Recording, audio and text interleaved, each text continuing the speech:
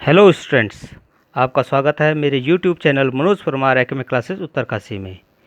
यहाँ पर मैं कक्षा 10 की एक्सरसाइज 3.5 लेकर आया हूँ। इसका प्रश्न नंबर 1 हम यहाँ पर देखते हैं कैसे इसको हल करेंगे। प्रश्न नंबर 1 इस प्रकार है, निम्न रैखिक समीकरणों के युग्मों में से किसका एक अद्वितीय हल है, किसका कोई हल नहीं है, या किसके अपरिमित रूप से अनेक हल है। अद्वितीय हल की स्थिति में उसे बीजगणित विधि से हल कीजिए। देखिए, पिछले एक्सरसाइज में हमने आपको रैखिक युग्म समीकरणों के रैखिक समीकरण युग्म को ग्राफिक विधि से, प्रतिस्थापन विधि से और विलोपन विधि से हल करना सिखाया था। यहाँ पर लिखा है बीजगणित विधि से। मैं कई बार आपको बता चुका हूँ, यदि कोई प्रश्न आपके बोर्ड एग्जाम में पूछा जाता है तो आप उसमें स्पष्ट अगर नहीं लिखा है कि किस विधि से करना है तो उसे आप अपने अनुरूप जो आपको सरल लगती है उस विधि से करेंगे। देखिए, रैखिक समीकरण के युग्मों को हल करने की मैंने इससे पहले आपको ग्राफिक विधि, विलोपन विधि, प्रतिस्थापन विधि 3 विधियां आपको बता चुका हूं। ठीक है, और ये चौथी विधि है बीजगणित विधि। इसको आज हम सीखेंगे। पहले तो यह है कि इसका हल है कि नहीं है, कि हल है तो कितने हल हैं, ये देखना बहुत ज़रूरी है। हमने जब इस प्रश्नावली को प्रारंभ किया था तो पहली प्रश्नावली में इसी प्रकार के प्रश्न थे जिसमें हमें ये फाइंड आउट करना पड़ता था कि इसके हल हैं कि नहीं है। तो इसके लिए देखिए, पहला प्रश्न हमारे पास है, ये ध्यान देंगे। x minus 3y minus 3 equal to 0, 3x minus 9y minus 2 equal to 0। अब इस समीकरण का हम मानक रूप से, जो रैखिक समीकरण युग्म का मानक रूप है, उससे तुलना करेंगे। मानक रूप हमें पता है कि a1x plus b1y plus c1 equal to 0 और दूसरे समीकरण a2x plus b2y plus c2 equal to 0। ये आपका मानक रूप है। अब आप इसमें तुलना करेंगे। अगर यहाँ पे देखेंगे, यहाँ पे x का गुणांक a1 है या x का गुणांक कितना है, 1 है।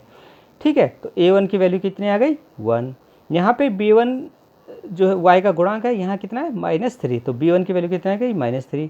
यहाँ c1 की जगह पे -3 है, तो c1 इक्वल टू -3। a2 यहाँ पे x का गुणांक है, तो यहाँ पे x का गुणांक a2 है, तो यहाँ पे कितना है, यहाँ देखेंगे आप, ये कितना है, 3 है, तो a2 की वैल्यू आपके पास 3 आ गई। यहाँ y का गुणांक b2 है और यहाँ पे y का गुणांक क्या है, -9, तो b2 की वैल्यू आ गई -9।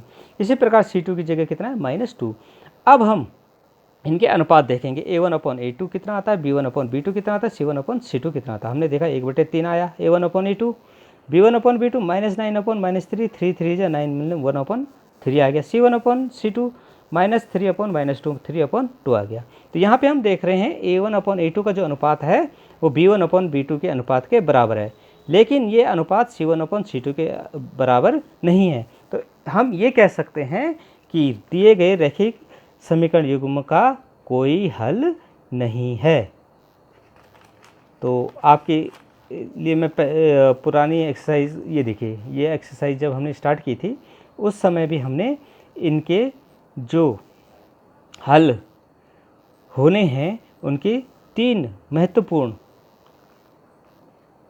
शर्तें लिख दी थी। ये देखिए, a1/a2 is not equal to b1/b2, तो अद्वितीय हल होंगे। a1/a2 b1/b2 के बराबर है और बराबर c1/c2 के ये संगत होगा, और ये क्या होगा, अपरिमित रूप से अनेक हल होंगे। तीसरी a1/a2 बराबर b1/b2 is not equal to c1/c2, तो रेखाएं समांतर होंगी, इनका कोई हल नहीं होगा। तो इससे हमने यहाँ पर क्या निकाला कि इसका कोई हल नहीं है। तो जब हल है नहीं तो बीजगणित विधि से कैसे होगा, होगा ही नहीं जब हल है नहीं। तो बीजगणित विधि के लिए हम अब दूसरा प्रश्न पकड़ लेते हैं। यहाँ पे 2x plus y equals to 5, 3x plus 2y equals to 8। यहाँ पे देख रहे हैं आप समीकरण प्रश्न नंबर 1 का सेकंड पार्ट इस प्रकार से है।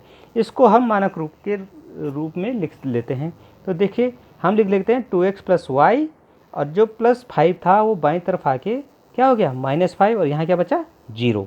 इसी तरह दूसरा समीकरण 3x plus 2y minus 8 equals to 0। 8 जो था यहाँ पे प्लस था, बाईं तरफ आके क्या हो गया, माइनस हो गया, और यहाँ क्या बचा, 0। मानक रूप से हम तुलना करते हैं, तो मैं बार बार ये समीकरण नहीं लिखूंगा, आपके पास दे रखी है समीकरण, आपको इसको लर्न बाय हार्ट करना है। तो इससे तुलना करेंगे अगर, तो a1 की वैल्यू आपके पास आ जाती है 2, b1 की 1 और c1 की 5। इसी तरह A2 की 3, B2 की कितने आ जाती है 2 और C2 की -8। अब हम इसका अनुपात देखते हैं। A1/A2 2/3 आ रहा है, B1/B2 1/2 आ रहा है। तो ज़्यादा आगे जाने की ज़रूरत नहीं, यहीं पे हमें पता चल जा रहा है कि A1/A2 is not equals to B1/B2। जब ये इसके बराबर नहीं है तो अद्वितीय हल होगा। अद्वितीय हल होने का कहने का मतलब है कि केवल एक हल होगा। अब इस हल को हमें किससे निकालना है? वज्रगुणन विधि से निकालना है। तो वज्रगुणन विधि को करने से पहले हमें ध्यान देना होगा कि हम इसे लिखेंगे कैसे। लिखने का तरीका यह है कि आप सीधे सीधे वज्रगुणन विधि से जब इसको हल करेंगे तो x बटे बराबर y बटे बराबर 1/, इस तरह से लिख देंगे। ठीक है। अब जो हमारे पास गुणांक आए हैं उनको लिख लीजिए। 2 1 -5, 2 1 -5 और दूसरा है 3 2 -8। ये मैंने लिख दिया है, अलग से लिख देंगे रफ में, इसको लिखेंगे। अब जब हम इसको सॉल्व करेंगे तो थोड़ा सा इसमें आप ध्यान देंगे करना क्या है। हम बाएं तरफ से जो कॉलम है उसको ढक देंगे। ये देखिए, ये बाएं तरफ से पहला कॉलम है, देखिए ये एक कॉलम है, ये दूसरा कॉलम है, तीसरा कॉलम। जब x के लिए सॉल्यूशन निकालेंगे, ठीक है, तो हम क्या करेंगे, बाएं तरफ से ढकना शुरू कर देंगे। ये बाएं तरफ से मैंने ढक दिया। अब हमारे पास ये 4 नंबर मिल गए। अब देखिए आपने स्टार्ट कहाँ से करना है, दाएं तरफ से करना है। तो देखिए -8 × 1, ध्यान देंगे, -8 × 1 ये हमने छुपा दिया है। इसको मैं पेंसिल से छुपाता हूँ ताकि इस पर नज़र ना पड़े। तो ये कितना हो गया, -8 × 1। तो मैं यहाँ पे लिख देता हूँ -8 × 1 माइनस। अब देखिए माइनस है। अब देखिए जब इधर मल्टीप्लाई करेंगे तो इसको घटाएंगे, दाएं से शुरू करेंगे, हमेशा ध्यान देंगे दाएं से गुणा करना शुरू करेंगे, माइनस बायां। ठीक है, तो इसको छुपा के हमें यहाँ पे -2 × -5। फिर एक बार फिर बता दूँ, x की जब वैल्यू निकालेंगे तो ये 3 जो कॉलम है, गुणांकों के कॉलम 3 है, तो पहला कॉलम छुपा देंगे। पहला कॉलम छुपाया तो दाएं तरफ से गुणा करना शुरू करेंगे। -8 गुणा गया 1, ये लिख दिया है।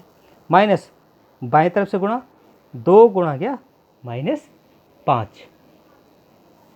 ठीक है। अब देखिए y के लिए जब हमने निकालना है तो अब बीच वाला कॉलम हम छुपा देंगे।